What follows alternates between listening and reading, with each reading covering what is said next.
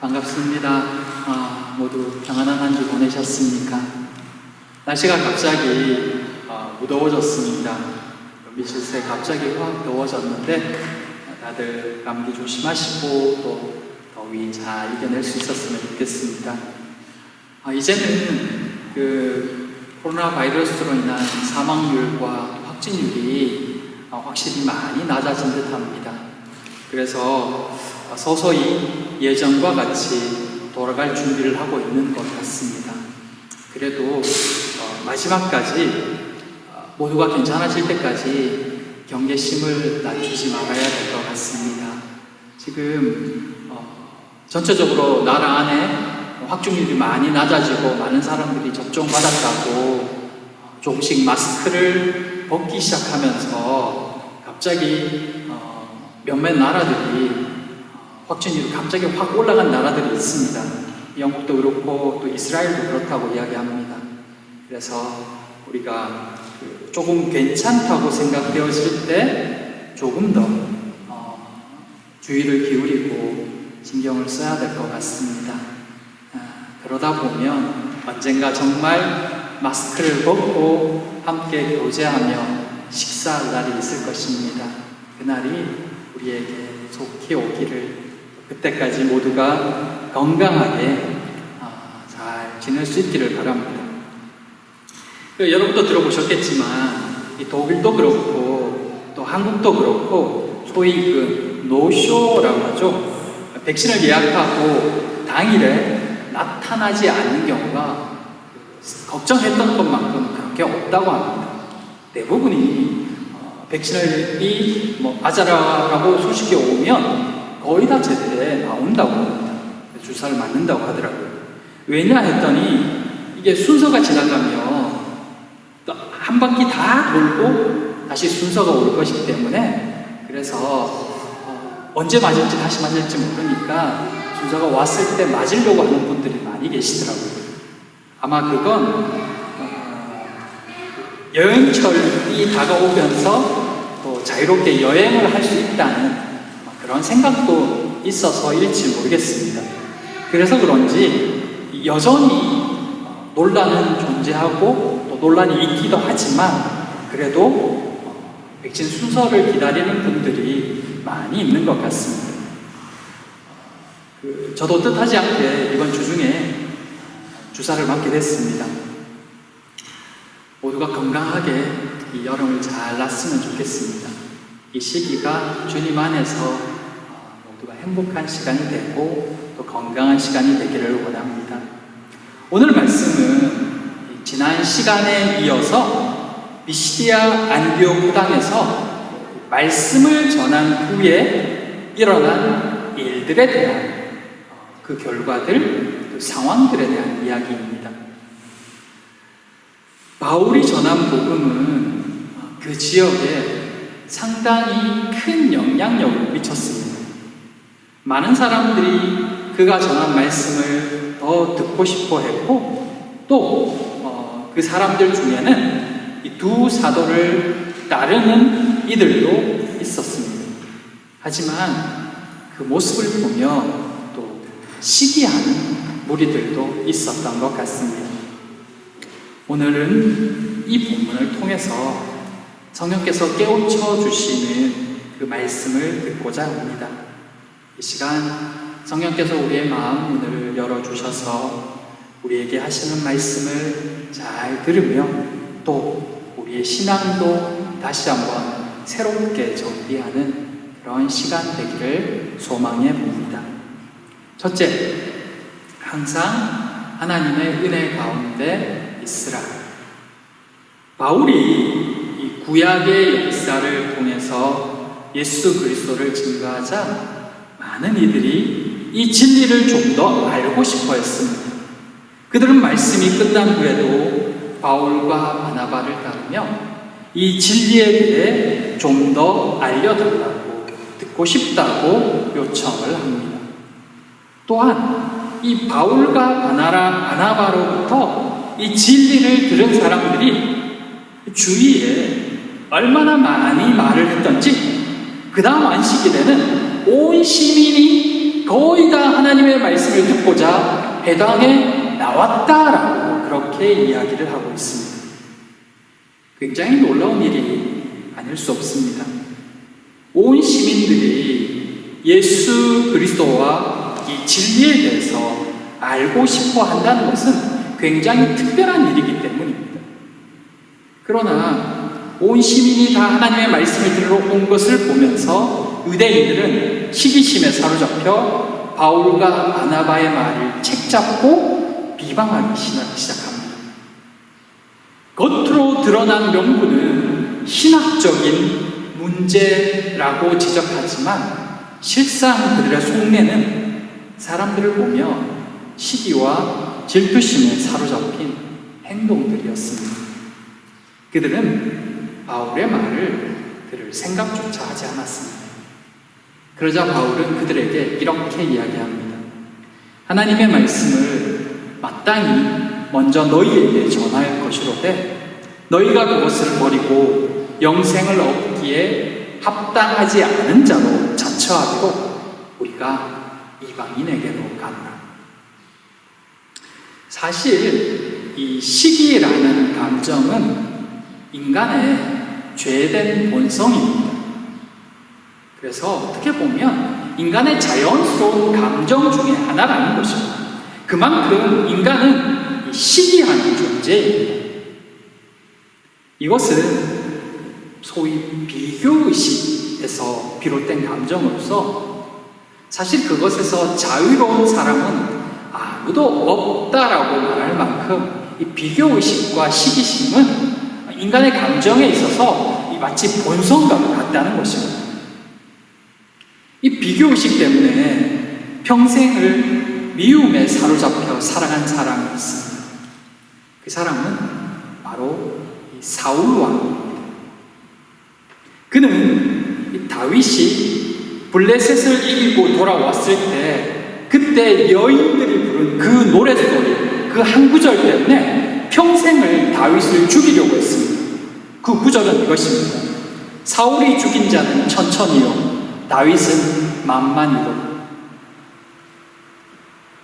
이후로 사울은 자기의 충성스러운 부하인 이 다윗을 미워하며 평생을 그를 죽이기 위해 애써왔습니다.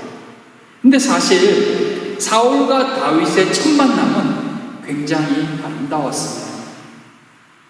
사울이 이 악신에 사로잡혀서 몸부림치고 괴로워하고 있을 때 다윗이 그를 위해 수금을 탐으로 그 악신이 쫓겨가고 사울은 영혼의 자유함을 얻습니다. 그 이후로 사울은 다윗을 굉장히 많이 사랑했다고 표현합니다. 그리고 그를 자기 가까이에 두고 자기 무기 드는 자로 삼으며 전쟁터마다 그를 높여서 싸움을 할 수 있도록 해주었습니다. 근데 그 여인들이 전쟁을 마치고 돌아온 그 다윗을 향한 그 여인들의 한마디, 사울이 죽인 자는 천천히요 다윗은 만만히로다 라는 그 한 구절에 꽂혀서 평생을 이놈 다윗을 내가 반드시 죽여야 되겠다라고 생각하며 그 생각에서 헤어나지 못한 채 끝내 그의 생을 마무리했다는 것입니다. 그만큼 이 비교의식과 특별히 이 시기심은 인간에게 굉장히 기초적인 감정이면서도 굉장히 우리를 망가뜨리는 무서운 감정이라는 것입니다. 어떻게 해야 이 비교의식, 특별히 이 시기심에 걸리지 않고 이 시기심을 극복할 수 있을까요? 본문에 이 바울의 권고는 우리가 귀담아 들어야 할 말씀입니다. 바울과 바나바는 자신을 따르는 사람들에게 항상 하나님의 은혜 가운데 있으라고 권고합니다. 항상 하나님의 은혜 가운데 있으라. 바나바가 처음 안디옥 교회를 방문해서 권면한 말도 이와 같습니다. 굳건한 마음으로 주와 함께 머물러 있으라. 계속해서 끊임없이 하나님의 은혜 가운데 머무는 삶, 그것이 믿음의 삶입니다. 들은 말씀이 계속해서 내 안에 지속될 수 있는 비결은 바로 계속해서 하나님의 은혜 가운데 거하는 것입니다. 그때 하루가 지나도 한 주가 지나도 변함없이 주님 안에 말씀 안에 거할 수 있습니다. 안식일에 말씀을 더 알고자 하는 마음이 생겼던 이 유대인들이 왜 한 주 만에 바뀌어졌을까요? 은혜 안에, 말씀 안에 지속적으로 머물지 못했기 때문입니다. 그 사이에 이 비교의식과 시기심이 그들의 마음을 타고 들어와서 그들을 전혀 다른 사람으로 만들어 버렸던 것입니다. 예수님은 자기를 따르는 자의 이 삶의 원리에 대해서 이렇게 말씀하셨습니다. 이에 예수께서 제자들에게 이르시되 누구든지 나를 따라오려거든 자기를 부인하고 자기 십자가를 지고 나를 따를 것이니라.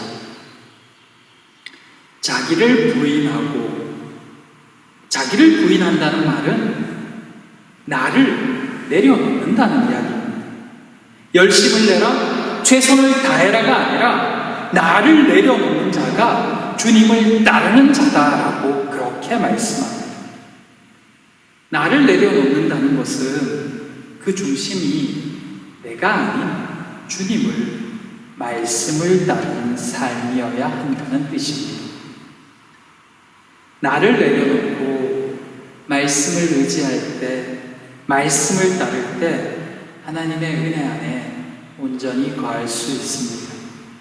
그러나 유대인들은 끝내 말씀이 아니라 자기 자신을 그들 안에 채웠던 것입니다. 사랑하는 성도 여러분, 우리의 한 주는 어떠했습니까? 모두 아마 나름대로 열심히 한 주를 살았을 것입니다. 자기에게 주어진 최선을 다했을 것입니다. 그렇다면 하나님 안에 거하는 삶은 어떠했습니까? 말씀을 생각하는 그런 한 주였습니까? 함께 돌아보며 생각하는 시간이 되기를 원합니다. 유대인들은 이 시기로 인해서 바울이 전하는 복음을 거절했습니다. 그로 인해서 바울은 이방인에게로 가겠다라고 그렇게 말합니다. 유대인들에게 복음을 먼저 전하는 것이 마땅하지만 그들이 그것을 거절했기 때문에 이제는 들을 자들에게 전하겠다는 뜻입니다.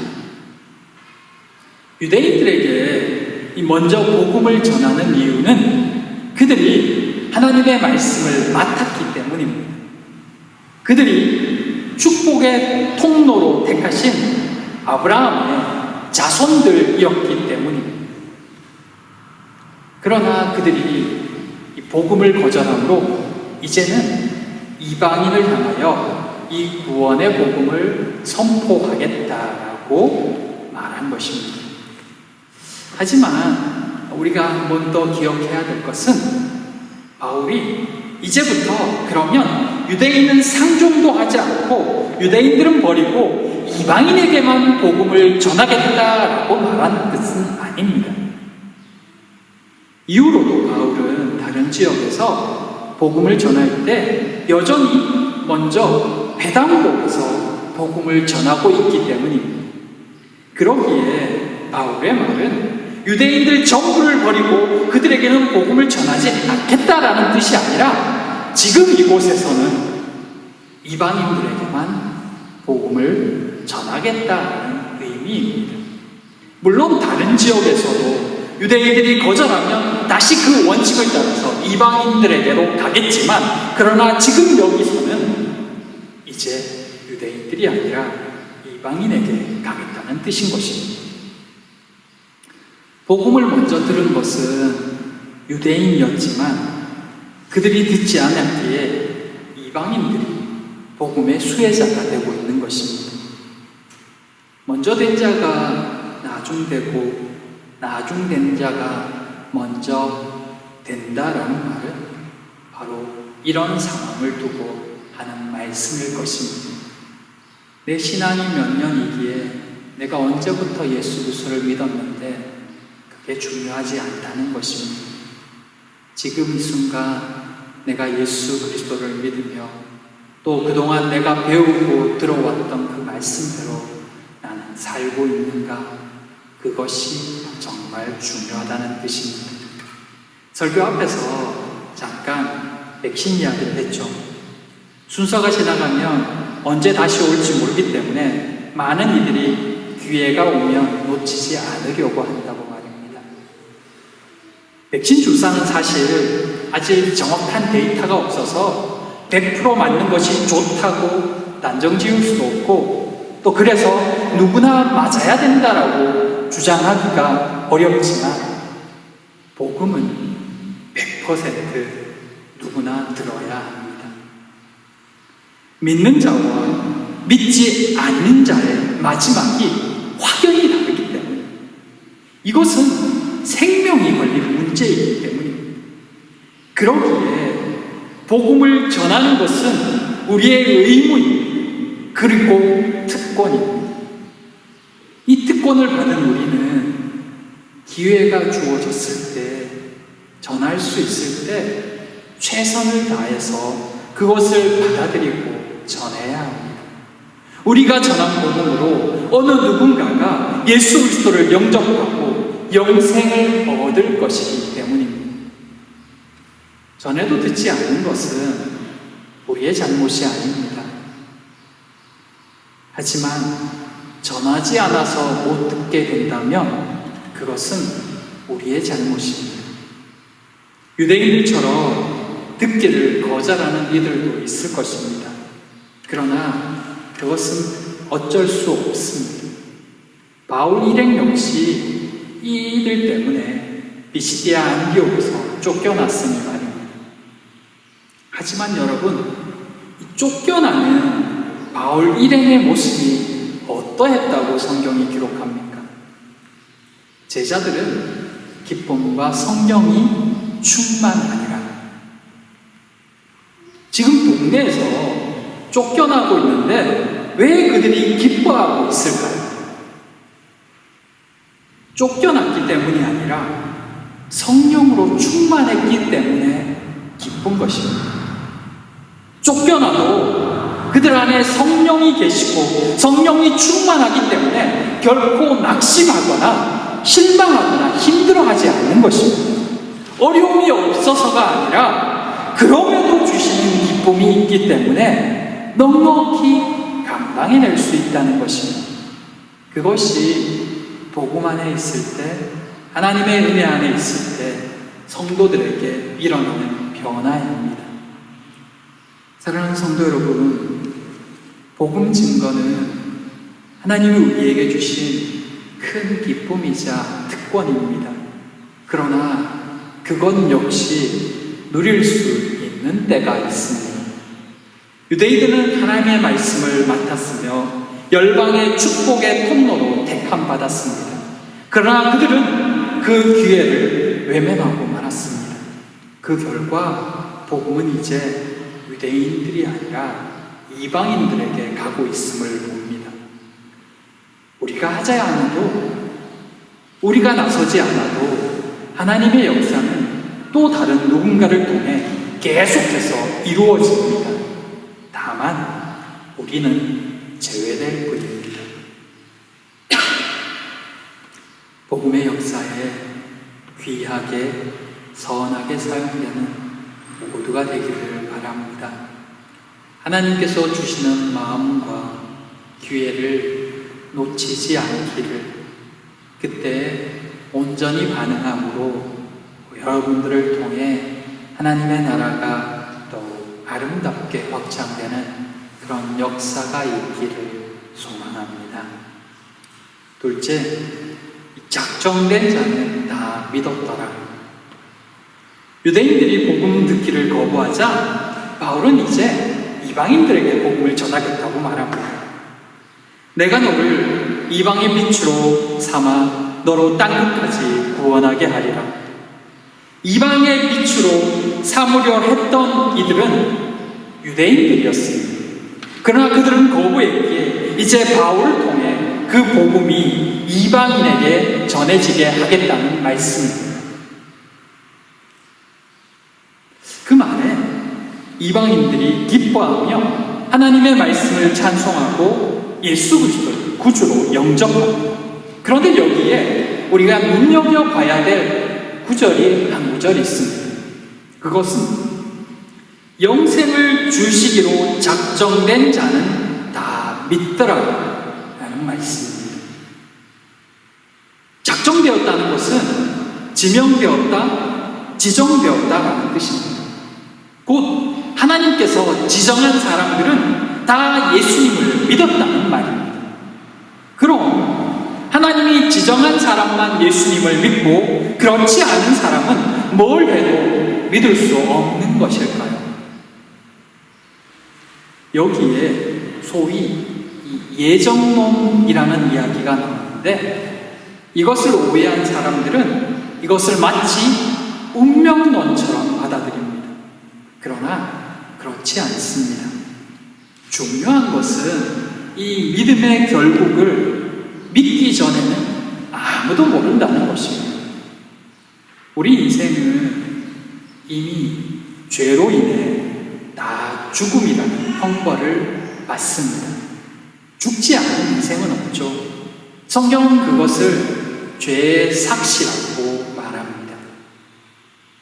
그러나 하나님은 우리를 대신하여 예수 그리스도를 십자가에서 죽게 하셨습니다. 그리고 구원의 길을 여셨는데 그것은 예수께서 나의 죄를 위해 십자가에 달려 죽으셨다는 것을 인정하고 그 은혜를 받아들이는 것입니다. 영생을 얻을 수 있는 길은 하나님의 은혜를 받아들이고 예수 그리스도를 믿는 것밖에는 없습니다. 하나님께 작정된 자란 바로 이 믿음을 받아들이는 자들이 있다는 뜻입니다. 그렇다면 왜 우리는 복음을 전해야 할까요? 하나님께서 이미 다 정해 놓으셨는데 말입니다. 여기에 은혜가 있습니다. 구원을 말할 때 크게 두 가지로 말할 수 있습니다. 첫 번째는 하나님 편에서의 구원이며 둘째는 인간 편에서의 구원입니다. 하나님께서는 구원 얻을 자를 다 작정하셨다라는 것이 하나님 편에서의 구원입니다. 그러나 인간 편에서의 구원은 그 구원의 말씀을 듣고 예수 그리스도를 믿는 것입니다. 그렇게 예수 그리스도를 믿고 난 이후에야 하나님께서 나의 구원을 작정하셨구나라는 것을 깨닫게 된다는 것입니다. 그것을 깨닫게 되면 내가 믿었다고 해서 교만할 수가 없습니다. 왜냐하면 구원이 결코 나의 힘으로 되지 않음을 알게 되니 말입니다. 그 작정된 자들을 하나님께서 작정한 그 자들을 우리의 전도라는 방법을 통해서 구원하시는 것입니다. 생각해보면 너무나 간단한 방법이지만 많은 이들이 이 복음을 거절합니다. 심지어 하나님의 선택받은 민족이라고 자부하는 이 유대인들조차도 이 복음을 받아들이지 않는다는 것은 영생이 하나님의 작정된 은혜이면서 또한 인간 편에서의 반응임을 알게 합니다. 작정된 이방인, 결국 그들은 복음을 받아들이기로 결심한 이들인 것입니다. 물론 약간 신학적인 이야기이긴 하지만 이 부분들을 우리가 충분히 이해해야 합니다. 그런데 믿기 전에는 이런 은혜가 얼마나 놀라운 것인지를 알지 못합니다. 왜냐하면 경험해 보지 못하니 말입니다. 그래서 그냥 누구나 있는 대로 만족하며 때로는 적당히 안주하며 살아간다는 것입니다. 본문 후반부에 보면 앞에도 나오지만 후반부에도 두 부류의 사람이 나오고 있습니다. 그들은 모두 만족해합니다. 그들이 한 일에 대해서 충분히 만족해하며 행복해합니다. 이방인들은 이 복음을 받아들임으로 영생을 얻었고 그로 인해서 그 기쁨으로 만족해했습니다. 또한 유대인들과 경건한 귀부인들, 유력자들은 바울 일행을 그 지역에서 쫓아냈다는 것 때문에 행복해하고 만족했습니다. 이방인들도 유대인들도 둘 다 만족해했던 것입니다. 왜냐하면 각자 원하는 결과들을 얻었기 때문입니다. 세상의 삶도 그렇습니다. 각자 자기가 원하는 것을 얻기 위해 최선을 다하고 그것을 얻으면 만족해야 합니다. 돈을 원하는 사람은 돈을 얻으면 만족해하고, 명예를 원하는 사람은 명예를 얻으면 만족해하고, 사람들의 인기를 원하는 사람은 사람들의 인기를 원하면 그것에 만족해하고 행복해합니다. 하지만 참된 행복은 세상으로부터 주어지지 않습니다. 잠시는 원하는 대로 살 수 있겠지만 그것이 그에게 영원한 행복도 영원한 생명도 주지 못하기 때문입니다. 세상의 것들은 그것을 얻으면 잠시 행복하지만 그 뒤에는 불안해합니다. 왜냐하면 그가 얻었던 그 행복들을 빼앗길까봐, 놓칠까봐, 잃을까봐입니다. 그것이 세상이 주는 행복의 실체입니다. 그래서 우리가 복음을 전하는 것입니다. 아버지께서 작정하신 이들이 예수 그리스도를 믿을 수 있도록, 그들이 참 행복을 알 수 있도록, 경험할 수 있도록 말입니다. 사랑하는 성도 여러분, 사람은 누구나 어느 세상에 사는가에 따라 생각과 행동이 달라집니다. 세상을 전부로 알고 있는 사람은 세상 가치관으로 살며 살아가는 동안에 그 모든 것을 누리고 싶어 합니다. 왜냐하면 죽으면 아무것도 누릴 수 없기 때문입니다. 어쩌면 그것은 당연한 모습일 것입니다. 그러나 하늘나라를 믿으며 사는 사람은 하늘 가치관으로 살아갑니다. 이 땅에 살지만 하늘의 기쁨을 누리며 하나님의 자녀답게 또 하늘에서 누리는 그것을 소망하며 살아간다는 것입니다. 오늘 우리는 어떤 가치관으로 이 땅을 살아가고 있습니까? 어떤 것에 만족해하며 살고 있을까요?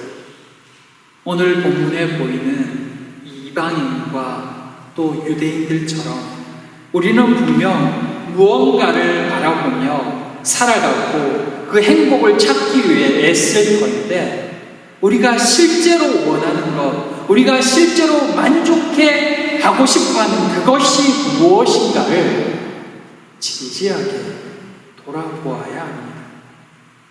그리스도인들도 이 땅에 살기 때문에 이 땅의 것을 바라보고 살아가는 것은 죄가 아닙니다. 그러나 그것이 전부가 된다면 우리의 가치관은 하늘에 있는 사람이 아닐 것입니다. 세상을 살지만, 그래서 세상에 필요한 것들을 구하지만 그것이 전부가 아닌 사람들, 그것보다 더 큰 것이 있다는 것을 알고 믿으며 그것을 소망하며 살아가는 사람들, 그들이 바로 그리스도인인 것입니다. 오늘 우리의 삶은 어떠합니까? 우리의 중심에 진지하게 물어보고 또 생각해 보시기를 바랍니다. 나는 정말 하늘의 가치를 만족해 하고 있는지, 그것을 정말 소망하며 오늘을 살고 있는지 말입니다.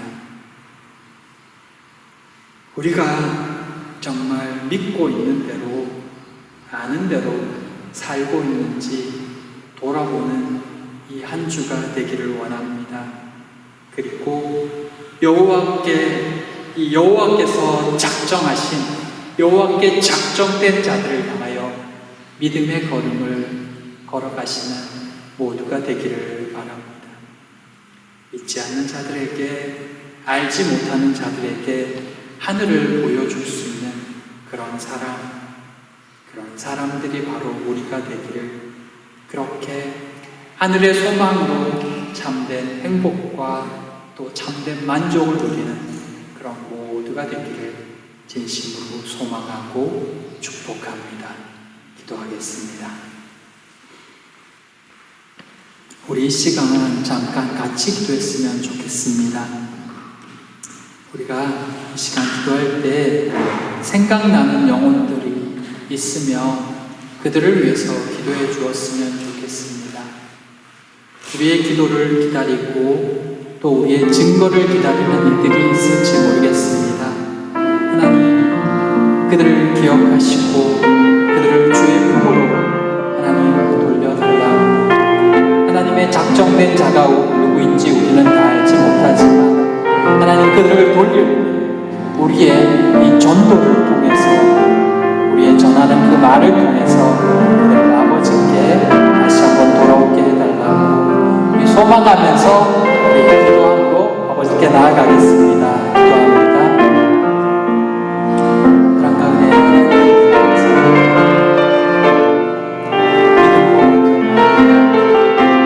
말씀으로 먼저 살아가는 저희가 되게 하여 주시옵소서. 아버지 하나님, 은혜를 더하여 주시옵소서. 하나님, 영광을 더하여 주시옵소서.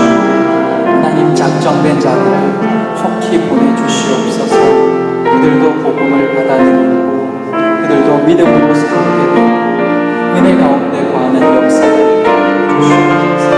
그래서 이 땅에 하나님의 사람들로 더욱 가득히 하시며 하나님을 모르는 자들이 참된 행복과 기쁨을 누리는 은혜가 있게 하여 주시옵소서. 그에게 사랑하는 우리 지체들을 사용하여 주시옵소서. 하나님, 외면하지 않는 우리가 되게 하시고 거절하지 않는 우리가 되게 하여 주시옵소서. 복음을 향해 복음의 선한 진리를 삶으로 지혜하여 주시옵소서. 역사하여 주시옵소서. 세우여 주시옵소서. 새롭게 하여 주시옵소서. 지체들을 이끌어 주시옵소서. 하나님, 은혜를 더하여 주시옵소서. 하나님, 은혜를 더하여 주시옵소서. 우리의 역사를 허락하여 주시옵소서. 지체들을 한 사람을 놓치지 않게 하여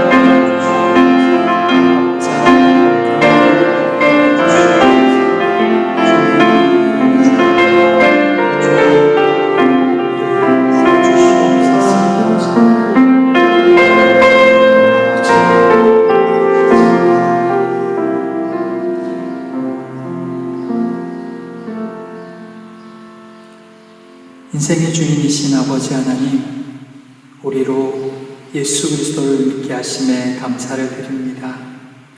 이 사랑을 전할 기회를 놓치지 않는 저희가 되게 하여 주시옵소서. 지금 생각나게 하시는 그 사람을 불쌍히 여겨주시사 아버지께로 나아오게 하여 주시옵소서. 이 한 주도 하나님 은혜 안에 거하며 복음의 길을 따르는 우리 모두가 되기를 소망하오며 예수님 이름으로 기도드립니다.